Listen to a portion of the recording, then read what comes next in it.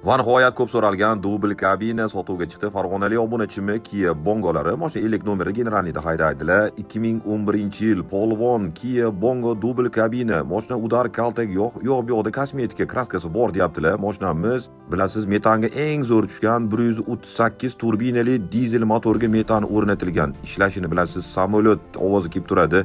Juda ham chidamli, metanga haqiqatdan mana shu motor birga bir zo'r tushgan hisoblanadi.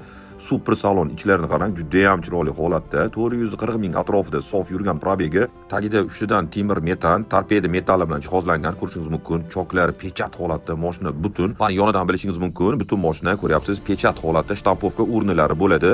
Oyoq qo'yib chiqadigan plus torpeda gaz balloni bilan jihozlangan. R12 Labo koreyskiy kumho ballon bilan jihozlangan. Orqa bortini ko'rishingiz mumkin, zo'r holatda. Ma'lumot o'rnida 220 labon uzunligi bo'ladi, lekin eniga bu 170 chiqadi. Stopchiroqlar ham yo'g'i joyida. 2011-yil mana shu avlod eng chidamli baquvvat hisoblanadi. Narxi ham zo'r o'rtoqlar. 2011-yil $11,300, oz-moz kami bor. Ramlari kesilmagan, butun zo'r holatda deyapti egalari. Yana o'zingiz ham ko'rib, tepasida tekshirib, ma'qul kelsa keyin notariusga pulni sanab bersangiz bo'ladi. Bilasiz, bu 2 v 1 yengil mashina sifatida haydasangiz bo'ladi. Fermerlar, ustalar, meva sabzavot bilan shug'ullanadigan tadbirkorlar uchun zo'r tanlov. Qarang, orqada ham 3 ta o'rindiq, mana bu o'rindiq tagida bagaj sifatida maxsus qurilmalaringizni, instrumentlaringizni qo'ysangiz bo'ladi.